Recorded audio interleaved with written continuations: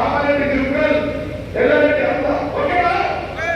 రెండు చేతులకు సరిపడాలి. గంట ఎక్కితే ఒక్కసారి కనబడలేదు. చూద్దాం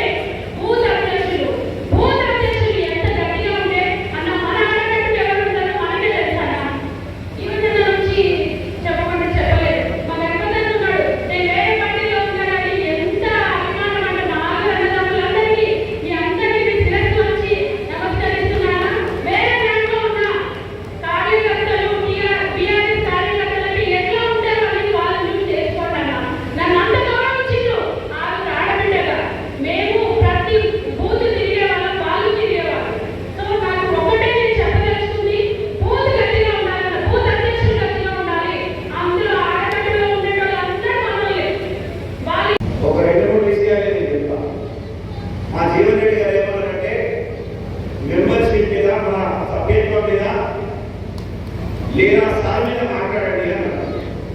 నేనేం చెప్పినా అంటే అవన్నీ మాట్లాడడం చాలా మంది ఉన్నారు, నేను మాత్రం నేనైతే మాట్లాడాలని చెప్పాను.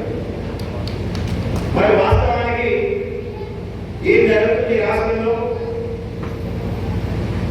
ఇప్పటికే మాకున్నటువంటి సమాచారం ప్రకారం, మాకున్నటువంటి ప్రజల నుంచి వచ్చేటటువంటి సర్వే ఫలితాల ప్రకారం టిఆర్ఎస్ పార్టీ తిరిగి అధికారంలోకి రావడం ఖాయం.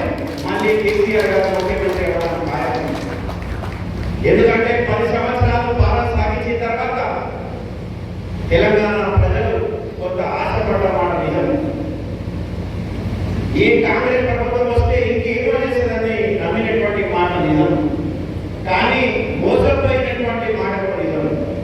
ఈ రోజు గ్రామాల్లో రైతులు ప్రజలు ప్రతి ఒక్కరు కోస ఎప్పుడు ఎలక్షన్ వస్తే మళ్ళీ ఎప్పుడు టీఆర్ఎస్ పార్టీ గెలియాలి. ఇంకా కలలు కట్టున్నటువంటి వేరే పార్టీలు టీఆర్ఎస్ ని చూసిరు, కాంగ్రెస్ ని చూసిరు, మాకు ఒకసారి అవకాశం ఇస్తారనేటటువంటి కలలు అనేటటువంటి పార్టీలకు అవకాశం కూడా మేము ఇవ్వలేము, చాలు ఈ ఇచ్చినటువంటి మా పనిష్మెంట్ చాలు అని ఇప్పటికే నిర్ణయం తీసుకొని ప్రజలు చూస్తూ ఉన్నారు. దాంట్లో 6 ఉదాహరణ ఇదే హాల్లో మున్సిపల్ మీటింగ్ ప్రచారంలో భాగంగా మేము వచ్చినప్పుడు మీటింగ్ ఏ విధంగా ఉంది, ఈ రోజు ఎంత క్రమశిక్షణలో ఎంత శ్రద్ధగా ఉందో నేను గమనిస్తా ఉన్నాను. మన ముఖ్యమంత్రి కేసీఆర్ గారు కావడం ఖాయమైనప్పుడు, టీఆర్ఎస్ ప్రభుత్వం ఖాయమైనప్పుడు మరి మా జీవన్ రెడ్డి గారిని కూడా అత్యధికంగా మెజారిటీలో గెలిపారు. ఎందుకు గెలిపారంటే మరి ఇక్కడ సిద్ధిలోకి ఉంది. సిద్ధిలోకి ఎప్పుడు వచ్చింది మీరు చూడలేదు, నేను చూడలేదు, మన తాతలు చూడలేదు, ముత్తాతలు చూడలేదు. ఆయన కన్నా ముందు చాలా మంది ఎమ్మెల్యేలు మంత్రులు ఆరు నియోజకవర్గం వచ్చారు. కానీ సిద్ధిలో గుడ్డని అభివృద్ధి చేసింది మాత్రం జీవన్ రెడ్డి కాబట్టి ఆయన ఖచ్చితంగా మనకి ఎమ్మెల్యే. ఆయన సిద్ధిలో గుడ్డని ఎంత ప్రచారం చేసినట్టే రాష్ట్రంలో ఎవరు అడిగినా కూడా సిద్ధిలో గుడ్డ తెలవడం లేదు. ప్రగతి భవన్ వచ్చిన శాస్త్ర సిద్ధిలో ఉంటారు, కేటీఆర్ గారు కలిసి అన్నాన్న సిద్ధిలో ఉంటారు. అంత నిధులు తీసుకొచ్చి బ్రహ్మాండంగా దాన్ని అభివృద్ధి చేసింది. మరి ఇక్కడ మామిడి పెళ్లి అడి మామిడి పెళ్లి ఆ అడవి జీవన్ రెడ్డి గారు ఎమ్మెల్యేగా ఉంటుందా? లేదు, ఆ అడవి ఎప్పటి నుంచో ఉంది. కానీ దాన్ని అర్బన్ పార్క్ గా తీర్చిదిద్దినటువంటి గొప్ప వ్యక్తి జీవన్ రెడ్డి గారే కాబట్టి ఆయన తెలియాలి. మరి ఆర్మూరు మెయిన్ రోడ్డు కావచ్చు, మన పెరిగిన రోడ్డు కావచ్చు, ఆ బైపాస్ రోడ్డు కావచ్చు, మరి ఆయన ఎమ్మెల్యే అయిన తర్వాత ఈ రోడ్డు ఉంటుందా? ముందటి నుంచే ఉన్నాయి. ఆయన కంటే గొప్ప నాయకులు ఇక్కడ ఉంటే కానీ అక్కడ సెంట్రల్ మీడియాలు పట్టింది, చెట్లు పెట్టింది, లైట్లు పెట్టింది జీవన్ రెడ్డి కాబట్టి ఆయననే ఖచ్చితంగా గెలిపించాలి. ఆయన మా ఎప్పుడుంటే మా జిల్లా మీటింగ్ అయినప్పుడు మేమందరం కూర్చొని మాట్లాడి జీవన్ రెడ్డి గారు లేకపోతే మాత్రం మా మీటింగ్ తప్పకూడదు. మాట్లాడటం, సబ్జెక్ట్ మాట్లాడటం, భోజనం చేస్తాం, వెళ్ళిపోతాం. ఇక ఆయన ఉంటే అడాలి మామూలు కాదు, ఒక్క కుర్చీలో కూర్చోడు. 3:30 ఫోన్ చేసి ఎక్కువ చూసినప్పుడు జోకులు నడిపించుడు బాగా ఎంత తెలుసు కదా.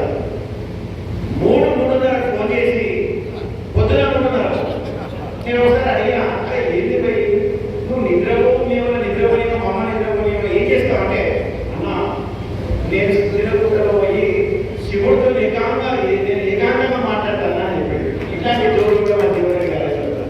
మరి గ్రామాల్లో కుల సంఘాలకు పెద్ద భవనాలు తన సొంత నిధులను పెట్టి కట్టించినందుకే మళ్ళీ మన జీవన్ రెడ్డి గారు తెప్పించారు. నాయకుడు ఒక అధికారంలో ఉన్నప్పుడు ఒక మనిషి కనుక్కున్నప్పుడు ఏమనిపిస్తుందంటే వాడు అందరాపాడు దొంగరాపాడు బట్టేవాడు ఎంతో మాటలు మంచి కనుక్కున్నాడు. ఆయన చెప్పినప్పుడు చాలా మంచి ఉంటాడు, అందరికీ సేవ చేస్తుంటే మంచోడు, దానాలు ధర్మం ఉండే. ఏ నాయకుడైనా ఎక్కడ నాయకుడు ఆయన నిలబడి తెలియదు, ఓడిపోయిన తర్వాతనే ఆయన విలువ చేస్తుంది. ఈ రోజు ఆర్మూరులో 2.5 సంవత్సరాలుగా ఆయన పెట్టిన చెట్టు కొట్టింది తప్ప, ఆయన పెట్టినటువంటి చెట్టును ఎండకొట్టి తప్ప చేసినటువంటి పని లేదు. అందుకే మళ్ళీ చిన్నరెడ్డి గారికి తెలియాలి. మరి ఎక్కువ సమయం లేదు, మీ అందరినీ ఇబ్బంది పెట్టే ఆలోచన కూడా నాకు లేదు.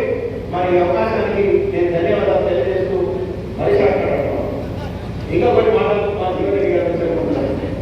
కాబట్టి మీరందరూ ఉత్సాహంగా పనిచేయండి. కార్యకర్తల్లో నిరుత్సాహంగా ఇప్పటికన్నా మా కిషన్ గారు చాలా బ్రహ్మాండంగా చూపించినటువంటి సోషల్ మీడియాలో మనకు ఎంతమంది ఫాలోవర్లు ఉన్నారు, కేంద్రంలో అధికారంలో ఉన్నటువంటి వాళ్ళకు ఎంతమంది ఉన్నారు, రాష్ట్రంలో ఉన్నటువంటి వాళ్ళకి ఎంతమంది ఉన్నారు, మనకంటే చాలా తక్కువ ఉన్నారు. అంటే మన వాళ్ళే నిజమైనటువంటి సైనికులు, మన వాళ్ళే నిజమైనటువంటి తెలంగాణకు సైనికులు. కాబట్టి ఖచ్చితంగా తెలంగాణ ప్రజలు ఇప్పటికే ఫిక్స్ అయి ఉన్నారు. కాబట్టి రాబోయేది మన ప్రభుత్వమే. అందరూ కూడా సభ్యత్వంలో ఈ కార్యక్రమాన్ని చేయాల్సిందిగా మీకు తెలియజేస్తూ ఈ అవకాశానికి ధన్యవాదాలు. జై హింద్, జై తెలంగాణ.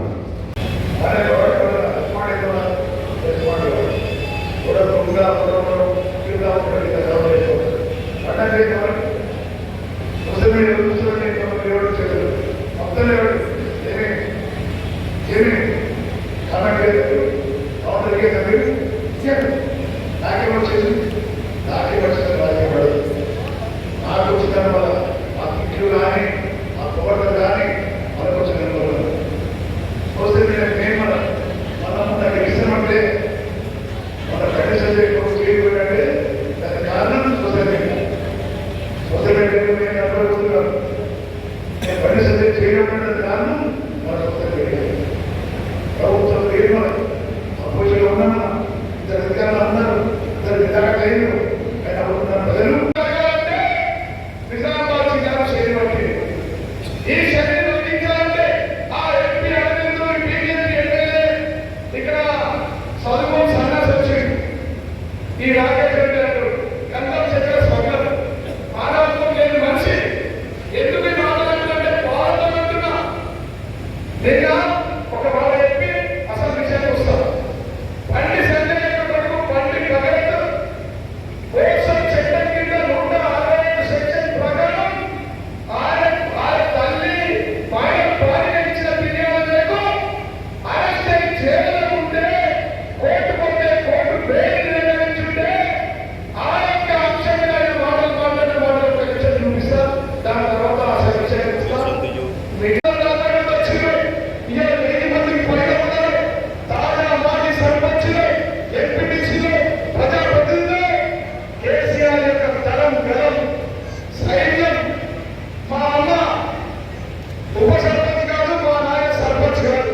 అట్లాంటిది నన్ను మీరందరూ 2001 నుంచి ఉద్యమంలో ఉండి తెలంగాణ తొలి ఎమ్మెల్యేగా 2 సార్లు పదవిలోకి గెలిపించిన గొప్ప శక్తి. మీరు ఒక వ్యక్తులు కాదు, మీరు ఒక మహాశక్తులు అని చెప్పి సందర్భం తెలియజేస్తున్నాం.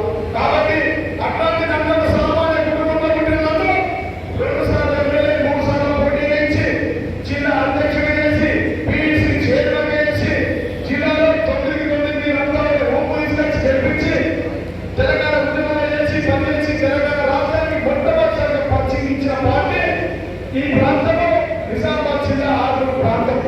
కాబట్టి మళ్ళా అదే నిర్మాణ పాటలు మనం ఉండాలి.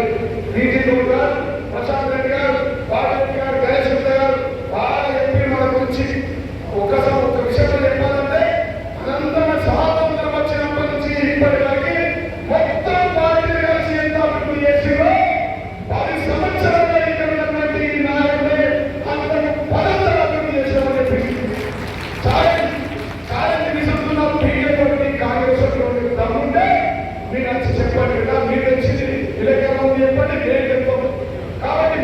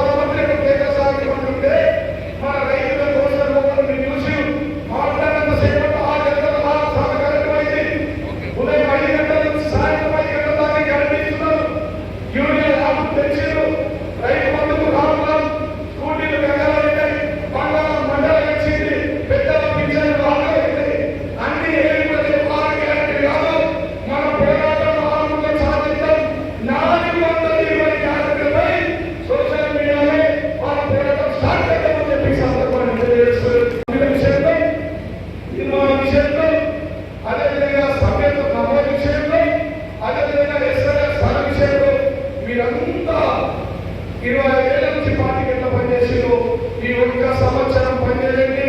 మీరందరికీ కూడా ఆధార్ కార్డు లాగానే మన బీజేపీ ఎంపీలు డిజిటల్ కార్డ్స్ ఇస్తాము.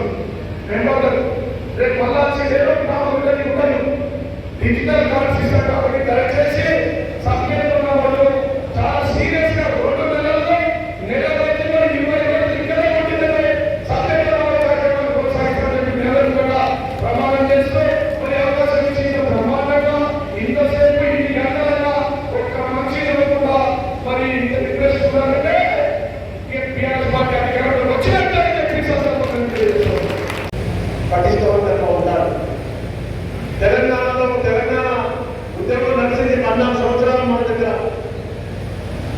ఉద్యమం నడిపించి గతంలో 60 సంవత్సరాలు నడిచింది. గతంలో 60 సంవత్సరాలు నడిపిన నాయకులు ఎంతో మంది నడిపినటువంటి నాయకులు ఉన్నారు.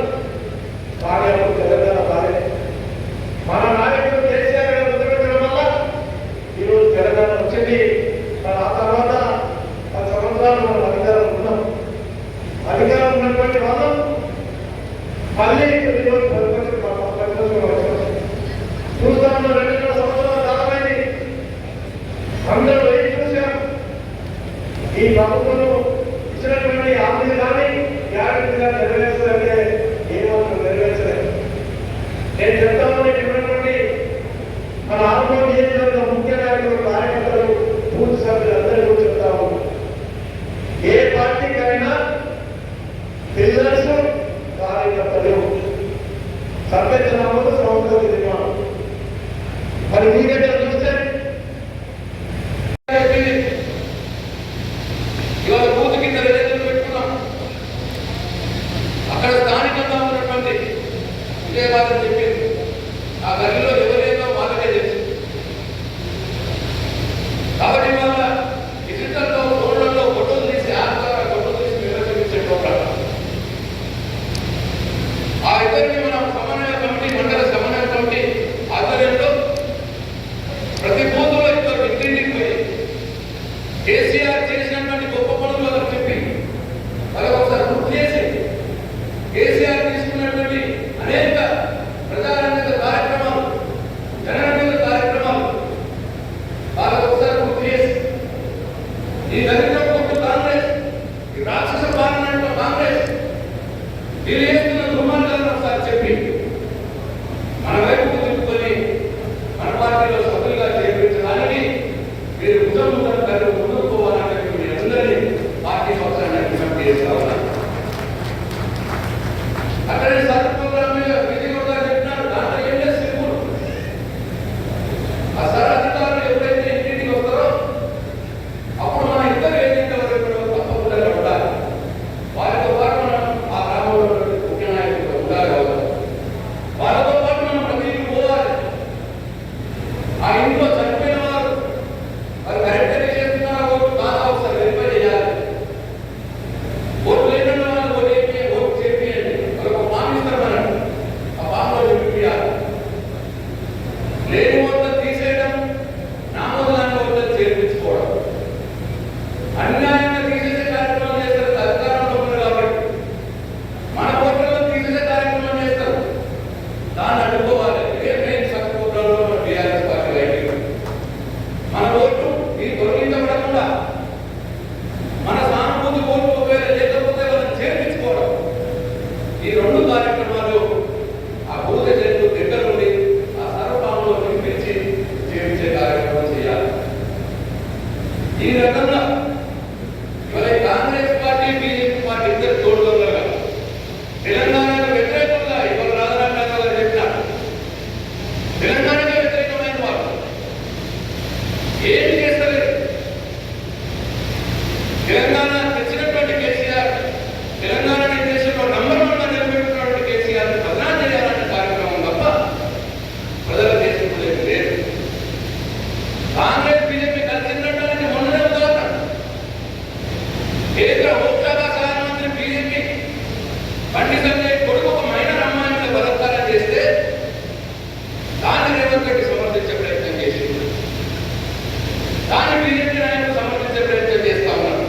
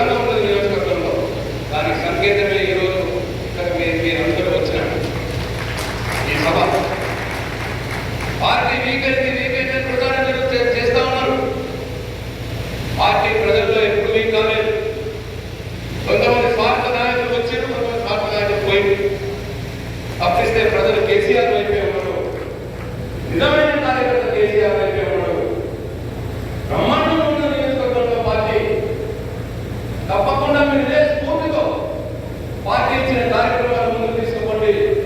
కేసీఆర్ చేసినటువంటి సంక్షేమ అభివృద్ధి కార్యక్రమాలను ప్రజలకు తీసుకోండి.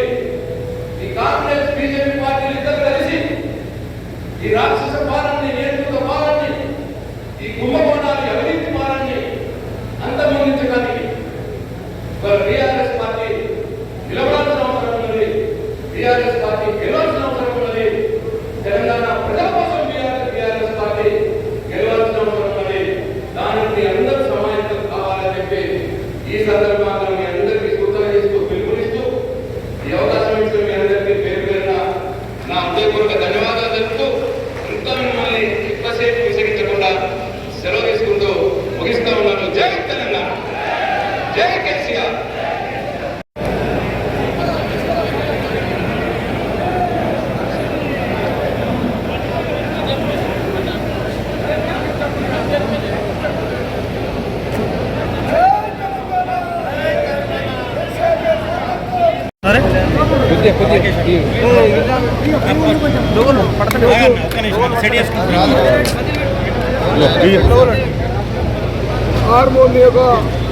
హార్మోనిక టీఆర్ఎస్ పార్టీ సభ్యత్వ నమోదు అవగాహన సదస్సు సన్నాహక కమిటీ ఆధ్వర్యంలో మరి ఈరోజు ప్రధానంగా ఎస్ఐఆర్ మీద, టీఆర్ఎస్ పార్టీ సభ్యత్వ నమోదు మీద బూత్ లెవెల్ మీటింగ్ జరిగింది. ఈ యొక్క కార్యక్రమానికి జిల్లా పెద్దలందరూ వచ్చారు. మరి ప్రజలకు ప్రత్యేకంగా టీఆర్ఎస్ పార్టీ కుటుంబ సభ్యులకు, బూత్ కమిటీ మెంబర్లకు, మీడియా మిత్రులందరికీ చేతులెత్తి విజ్ఞప్తి చేస్తూ ఉన్నా, ధన్యవాదాలు తెలియజేస్తూ ఉన్నా. చాలా సంతోషం. పార్టీ ఆర్మూర్కు బీఆర్ఎస్ పార్టీకి ఒక బంధం ఉన్నది. ఆ రోజు 2013లో మొట్టమొదటిసారి అక్షయ తృతీయ ఆశాన గారి జీవన్ రెడ్డి ఆర్మూర్ నియోజకవర్గంలో ప్రారంభమై ఆ రోజు మొదటి సీట్ ఇస్తే తెలంగాణ రాష్ట్రం వచ్చింది. రాష్ట్రంలో టీఆర్ఎస్ పార్టీ అధికారంలోకి వచ్చింది. కేసీఆర్ సార్ ముఖ్యమంత్రిగా కూడా అయినరు. మేమంతా ఎమ్మెల్యేలం అయినాం కాబట్టి మరి మళ్ళా ఇవాళ నిజామాబాద్ జిల్లాలో మొట్టమొదటి సన్నాహక సమావేశం సార్ మీద సభ్యత్వ నమోదు మీద బూత్ కంప్లైంట్ ఈరోజు ఆర్మూర్లో జరిగింది. మళ్ళా గతంలో నిజామాబాద్ జిల్లాకు చరిత్ర ఉంది. మొట్టమొదటి గ్రీనింగ్కి ఇచ్చింది మరి నిజామాబాద్ ప్రాంతమే కాబట్టి మళ్ళీ కేసీఆర్ గారిని మూడోసారి ముఖ్యమంత్రి చేసేందుకు ఖచ్చితంగా 9కి 9 సీట్లు గెలుస్తామని చెప్పి ఈ సందర్భంగా తెలియజేస్తూ ఉన్నాం.